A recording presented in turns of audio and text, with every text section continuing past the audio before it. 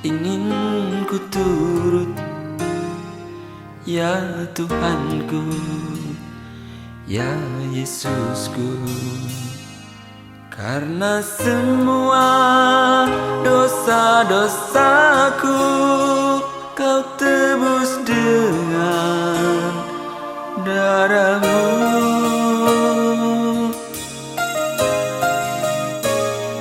Meskipun di dunia ini ku peroleh segala-galanya, namun yang selalu ku rindu hanyalah. Mendengarkan sebagian dari firman Tuhan, mari kita siapkan hati dan pikiran kita. Kita mau katakan bahwa kekuatan di hidupku hanya ku dapat di dalam Yesus.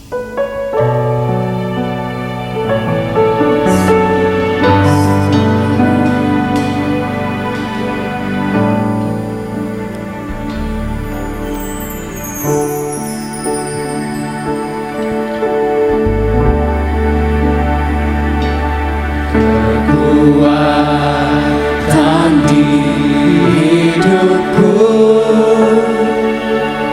ku dapat dalam Yesus. Tak pernah tinggalkanku, setia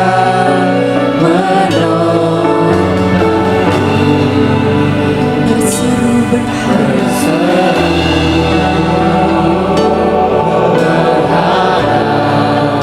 dalam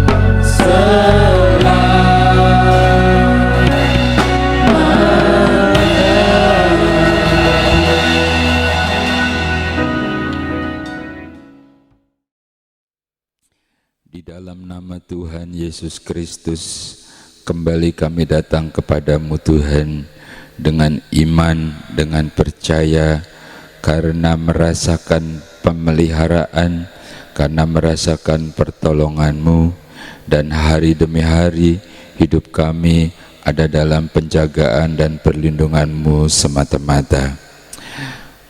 Kalau kami ada sampai hari ini, karena Engkau masih mempercayai kami untuk melakukan banyak hal di dalam dunia ini. Dan kami Tuhan, walaupun banyak kekurangan, kelemahan, tetapi Engkau memberikan kami kekuatan. Seringkali kami putus asa menghadapi permasalahan hidup. Seringkali seakan-akan kami tidak mampu, tetapi lagi-lagi Engkau yang memberikan kekuatan. Lagi-lagi Engkau yang memberikan penghiburan. Lagi-lagi Engkau juga yang menuntun kami selangkah demi selangkah, sehingga akhirnya kami dapat melewati, pada akhirnya kami dapat bersuka cita, dan hari ini kami mengucap syukur dalam suatu ibadah. Keberadaan kami ini adalah anugerah. Masih ada tempat untuk kami berteduh, masih ada rezeki untuk kami makan, masih ada anak-anak, keluarga, saudara, teman yang mengasihi. Dan juga hari ini adalah suatu kesempatan di mana kami bisa bertemu dengan Engkau, dan kami percaya Engkau juga ingin bertemu dengan kami pada hari ini, pada hari Sabat, setelah 6 hari kami bekerja, dan hari ini Engkau memberkati kami, memberkati seluruh pelayan-pelayan-Mu yang ambil bagian dalam ibadah ini Tuhan. Berkati tim IT, para pemain musik, sehingga segala sesuatunya bisa terlaksana di dalam media ini. Dan memberkati setiap kami yang ikut dalam ibadah ini. Kami percaya Tuhan, ini adalah kebaikan-Mu, karena Engkau ingin memberikan kami kekuatan, karena Engkau ingin memberkati kami, dan juga Engkau ingin menyembuhkan kami yang kurang sehat. Kiranya segala puji, sembah, dan hormat kami naik ke hadapan hadirat-Mu, dan kiranya menyenangkan hati-Mu Tuhan, bagaikan dupa yang harum di hadapan Engkau. Saatnya kami mau duduk diam, sebab saatnya Engkau yang berbicara bagi kami. Firman-Mu adalah kebenaran, firman yang hidup, firman yang berkuasa, firman yang menyembuhkan, firman yang membuka jalan, firman yang menghiburkan. Karena firman itu adalah Engkau sendiri Tuhan. Dan hamba-Mu ini hanyalah juru bicara-Mu saja. Teruslah dalam pengurapan-Mu, dan jangan ada kata-kata yang keluar yang bukan isi hati-Mu. Kami percaya Tuhan, Engkau yang akan berbicara kepada setiap kami, pribadi lepas pribadi. Di dalam nama Tuhan Yesus Kristus, dan kami umat-Mu yang siap untuk diberkati oleh firman Tuhan, bersama-sama kita katakan amin. Selamat berjumpa kembali Bapak Ibu saudara yang terkasih.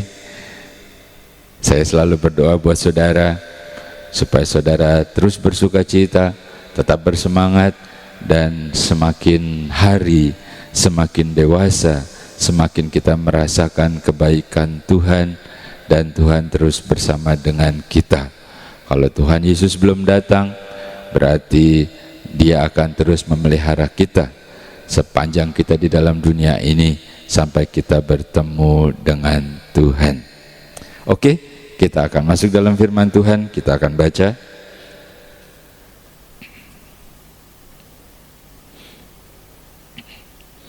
Satu Samuel pasal 16 mulai ayat yang ke-6. Demikian firman Tuhan. Ketika mereka itu masuk dan Samuel melihat Eliab, lalu pikirnya, sungguh di hadapan Tuhan sekarang berdiri yang diurapinya. Tetapi berfirmanlah Tuhan kepada Samuel, janganlah pandang parasnya atau perawakannya yang tinggi, sebab aku telah menolaknya. Bukan yang dilihat manusia, yang dilihat Allah. Manusia melihat apa yang di depan mata, tetapi Tuhan melihat hati. Bapak Ibu, saudara yang terkasih, selamat beribadah kembali dalam kasih Tuhan kita Yesus Kristus. Dan kita baru saja membaca suatu kisah di mana Samuel ditugaskan untuk mengurapi seorang, yaitu dari keluarganya Isai. Dan yang kita baca tadi, Nabi Samuel ini melihat salah satu anaknya yang bernama Eliab. Eliab itu tinggi, cakep, gagah, ganteng, maco pula. Lalu Nabi Samuel berpikir, oh Tuhan, rupanya yang ini nih, gitu ya. Samuel sudah siap-siap tuh mau mengurapi, udah buka tabung tanduknya yang berisi minyak. Tetapi lalu Tuhan berfirman, bukan yang itu, gitu ya. Bukan yang kau lihat tinggi, cakep, maco, gagah, itu bukan. Karena manusia melihat apa yang dilihat oleh mata, tetapi Tuhan melihat sampai ke hati. Oke, Bapak Ibu Saudara, jadi ternyata beda ya, apa yang dilihat manusia dan apa yang dilihat oleh Tuhan. Bagaimana supaya Tuhan melihat sampai ke hati kita? Yaitu kita harus baik. Kita harus baik, seperti yang kita baca tadi. Kita bisa menyimpulkan yang pertama adalah pria, ini kan pria kan si Eliab ya, pria yang ideal bagi Tuhan adalah pria yang memiliki hati yang baik. Ini si Eliab ini pria. Kalau saudara adalah wanita, wanita yang ideal bagi Tuhan adalah wanita yang mempunyai hati yang baik. Pasti hatimu baik semua, karena sudah dipulihkan, karena sudah disucikan. Kalau dulunya Pak Pendeta, waduh nggak tahu deh dulunya ya. Siapapun engkau dulunya, sekalipun hancur berantakan sekalipun, ketika Tuhan pisahkan engkau, lalu Dia pulihkan engkau, lalu Dia bentuk lagi menjadi manusia baru yang hatinya baik. Kalau yang hatinya belum baik gimana? Wah, kau harus bertobat, harus berubah, supaya engkau mendapat pengasihannya Tuhan, supaya engkau dilihat ideal bagi Tuhan, karena Tuhan ingin banyak berbuat sesuatu bagi engkau. Jadi pria yang baik, yaitu yang ideal, adalah yang hatinya baik. Jadi ketampanan, kecantikan bukan ukuran loh bagi Tuhan. Tapi Pak Pendeta, aku ini ganteng loh. Ya nggak apa-apa. Kalau yang nggak ganteng juga nggak apa-apa. Kan Tuhan melihat hati. Aku ini cantik loh Pak Pendeta. Ya bagus lah. Tapi itu bukan ukuran bagi Tuhan. Ya, kalau engkau masih muda nih, misalkan seorang putri mau cari apa ya? Cari pacar, cari pasangan hidup. Ini sudah merupakan petunjuk dari Tuhan, praktis gitu ya, gampang maksudnya. Yaitu bahwa ketampanan bukan merupakan ukuran yang utama. Sebab seorang Nabi Samuel aja hampir salah loh. Dia udah melihat begitu tampan, udah langsung mau diurapi aja. Jadi mudah ya, mudah bagi kita. Jadi yang pertama itu yang kita baca tadi di ayat yang ke-7, bahwa bukan yang dilihat oleh mata yang utama, tapi yang Tuhan lihat adalah hati. Jadi carilah yang hatinya baik, karena itu ideal bagi Tuhan dan ideal juga bagi kita tentunya. Halo, apalagi sih? Ayo kita lanjutkan. Yang kedua, coba kita baca.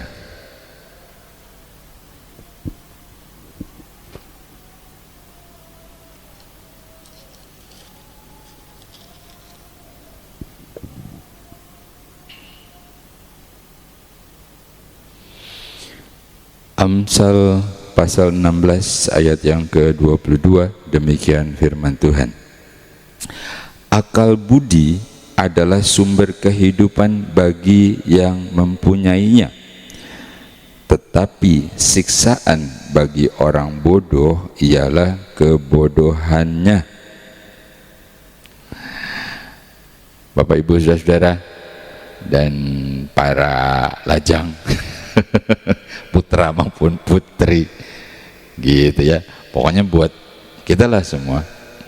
Jadi hal kita baca tadi, ketika Nabi Samuel hampir salah lihat, kita sudah bisa sedikit punya kesimpulan bahwa ketampanan, kecantikan bukan ukuran, karena Tuhan melihat hati.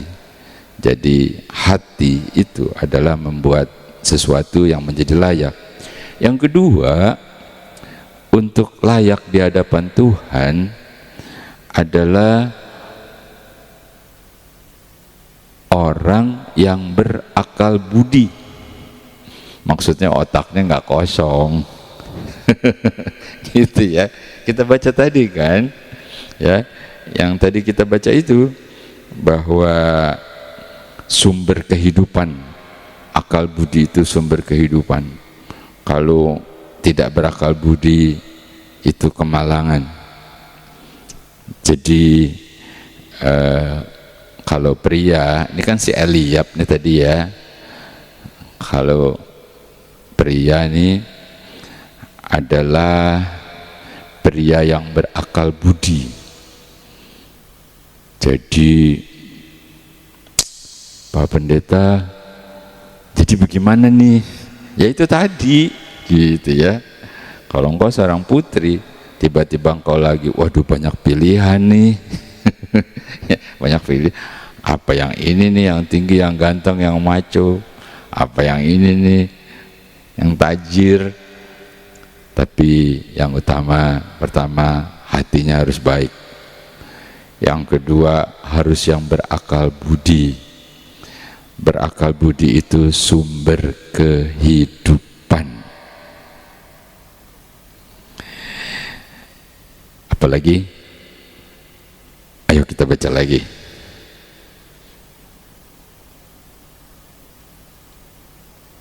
Daniel pasal 6 ayat yang ketiga. Membawahi mereka diangkat pula 3 pejabat tinggi, dan Daniel adalah salah satu dari ketiga orang itu. Kepada merekalah para wakil-wakil raja harus memberi pertanggungan jawab, supaya raja jangan dirugikan. Bapak, Ibu, saudara yang terkasih, yang kita baca ini adalah seorang pemuda yang bernama Daniel. Daniel salah satu dari 3 orang khusus yang diangkat oleh raja, mempunyai kedudukan tinggi di samping raja, ring 1, kira-kira begitu ya. Daniel, siapakah Daniel itu? Tentu Daniel adalah sudah masuk dalam kriteria yang tadi kita bicarakan. Seorang yang hatinya baik, seorang yang punya akal budi, dan pria yang baik itu tentu memiliki waktu. Dan Daniel ini memiliki waktu untuk Tuhan, dari doanya, dari hubungannya kepada Tuhan. Dan itu ada sama Daniel, sehingga Daniel mempunyai kedudukan tinggi. Jadi yang ketiga adalah pria yang ideal adalah pria yang memiliki waktu. Memiliki waktu itu memiliki waktu buat Tuhan.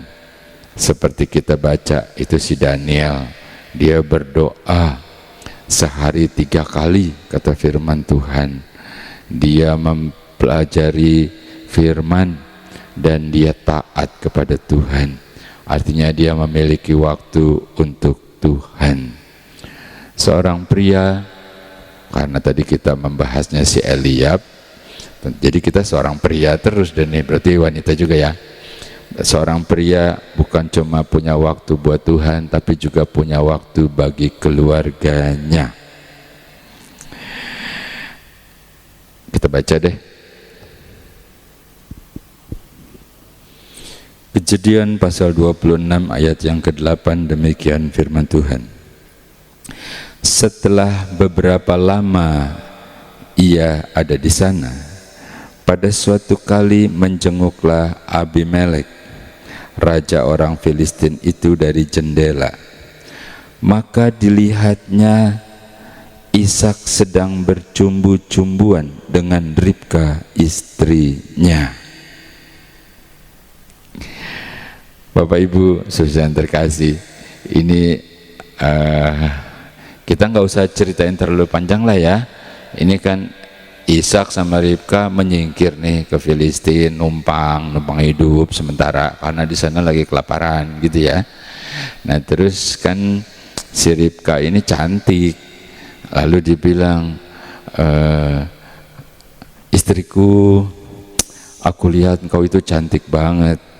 Nanti kalau kita di negeri sana, engkau direbut sama rajanya, terus aku dibunuh. Nanti kita nggak ketemu lagi dong. Gitu kali ya, nggak ada ayatnya begitu, mungkin begitu. Jadi cuman di sini ada dibilangnya itu saudara, udah bilang saudara aja deh gitu ya. Lalu udah nih bilang saudara. Lalu kita baca tadi, pada suatu ketika si Abimelek tuh lagi ngelihat dari jendelanya, ternyata dia itu bukan saudara, dia itu suami istri, sebab dia bercumbu-cumbuan mesra banget gitu ya. Nah jadi tadi seorang pria itu bukan cuma punya waktu buat Tuhan, dia juga harus punya waktu bagi keluarganya. Kalau dia seorang suami, dia tidak harus kerja melulu siang malam gitu ya, atau apalah gitu, tapi dia juga punya waktu bagi istrinya. Yang kita baca tadi itu contoh ya, contohnya si Ishak itu ada saatnya dia juga bermesra-mesra gitu ya, berkasih-kasih, bercanda-canda dengan istrinya. Jadi punya waktu buat istrinya. Halo para suami, gimana kau? Dagang terus, kerja terus, pulang ke rumah udah kecapean? Tidak, kau harus punya waktu. Istri juga begitu ya, harus punya waktu. Jadi itu yang ideal, yang dikasih oleh Tuhan menurut firman Tuhan nih, begitu gitu, harus punya waktu. Bukan cuma buat Tuhan aja, pokoknya hari Senin di gereja, hari Selasa di gereja, hari Rabu ada acara ibu-ibu sampai malam, hari Kamis suaminya pulang, istriku kemana gitu ya, mau makan cuman ada beras doang, belum dimasak. Di sini sih nggak ada ya, sih nggak ada. Di sini bijaksana. Jadi harus punya waktu juga buat keluarga, buat istri. Nah, juga harus punya waktu buat dirinya sendiri. Punya waktu buat dirinya sendiri. Kalau tadi pertama waktu buat Tuhan kan, ada saatnya baca firman, saatnya berdoa, saatnya pelayanan. Cakep deh, top deh, keren gitu. Punya waktu juga buat keluarganya, tapi juga punya waktu buat diri sendiri, yaitu merawat diri, berolahraga, apalagi. Terus istirahat juga harus cukup, begadang terus pagi sampai sore kerja, sore udah gitu masih nyari sampingan, udah pulang masih begadang lagi. Wah, itu namanya enggak ideal buat Tuhan, ya. Sebab kalau ideal buat Tuhan, si Nabi Samuel udah siap nih untuk mengurapi menjadi raja. Itu saudara tahu, pengurapan raja bukan sesuatu yang luar biasa, yang semua orang itu sangat merindukan pengurapan itu. Pengurapannya Nabi Samuel bukan sembarang pengurapan, pengurapan raja. Itu sebabnya harus ideal. Jadi yang ketiga tuh harus punya waktu untuk dirinya sendiri.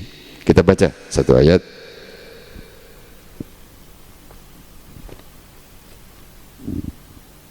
1 Korintus pasal 6 mulai ayat yang ke-19.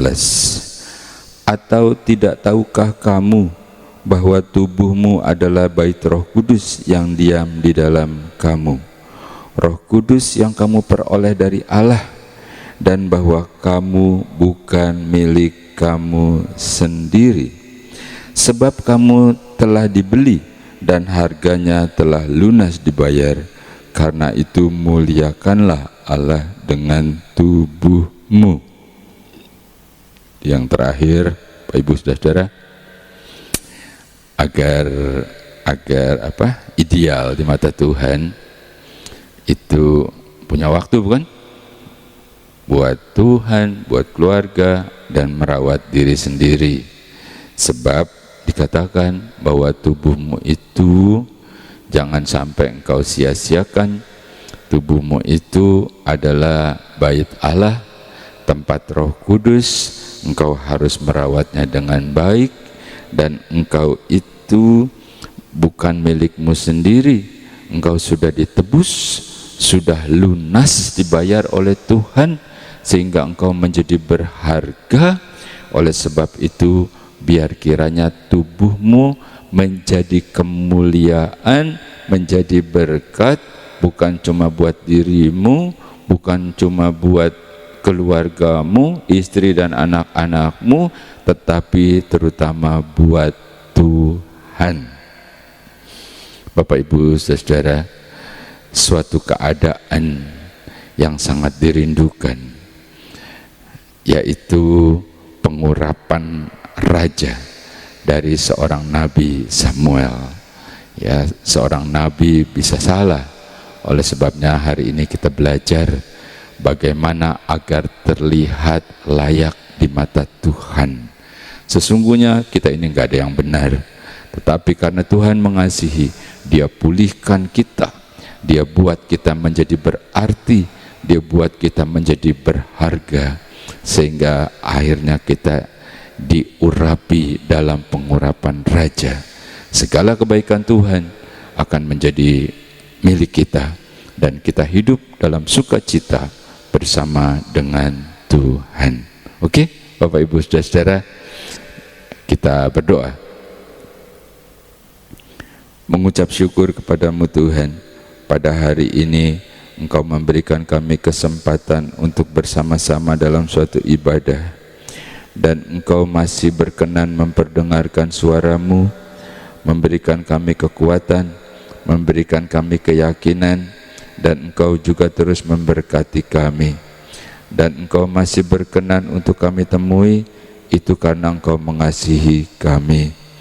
Demikian juga ketika kami datang kepadamu, kami menyerahkan segala kekhawatiran, segala permohonan, segala apa yang akan kami lakukan, kiranya kami bersama dengan Engkau, supaya kami jangan salah melihat, supaya kami jangan salah memilih, dan Engkau jadikan kami agar hidup kami ini menjadi layak di hadapan-Mu, sehingga pada akhirnya kami memiliki pengurapan itu, pengurapan yang didambakan, suatu berkat kehidupan, segala kebaikan Allah menjadi milik kami, dalam keluarga kami, dalam apapun yang kami lakukan.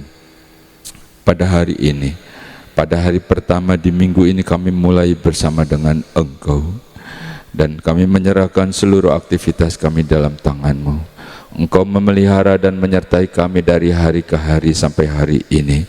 Seluruh aktivitas kami, yang berniaga, yang berdagang, yang bekerja, ataupun mereka yang masih kuliah, yang sekolah, ataupun mereka yang sudah tidak bekerja sekalipun, Tuhan, Engkau cukupi dengan cara-Mu yang ajaib. Berkati anak-anak mantu sampai cucu-cucunya Tuhan. Berikan kesehatan, berikan umur panjang, sampai kami bisa melihat anak-anak dari anak-anak kami tumbuh dewasa di dalam Engkau.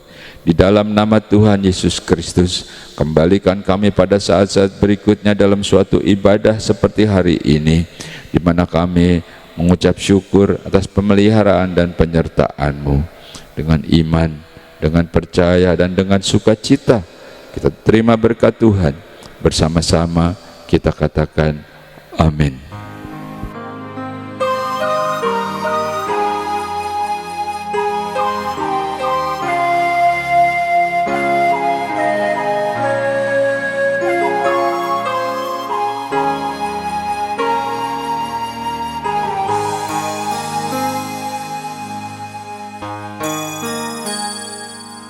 Engkaulah ingin ku turut, ya Tuhanku, ya Yesusku. Karena semua dosa-dosaku Kau tebus dengan darah-Mu.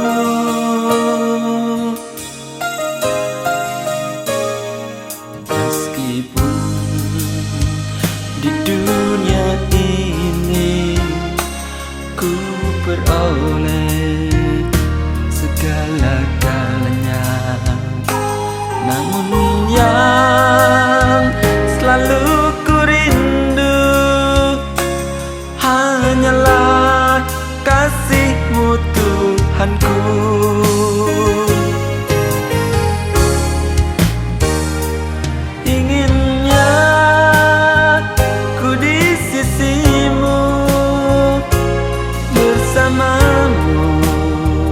Di surga yang mulia, hidupku beserta jiwaku damailah dalam genggaman-Mu.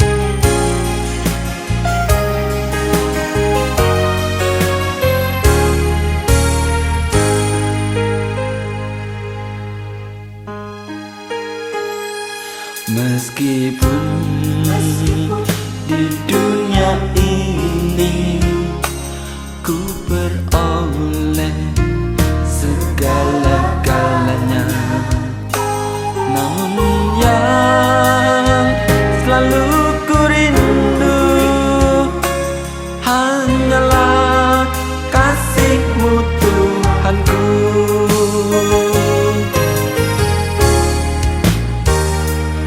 Inginnya ku di sisi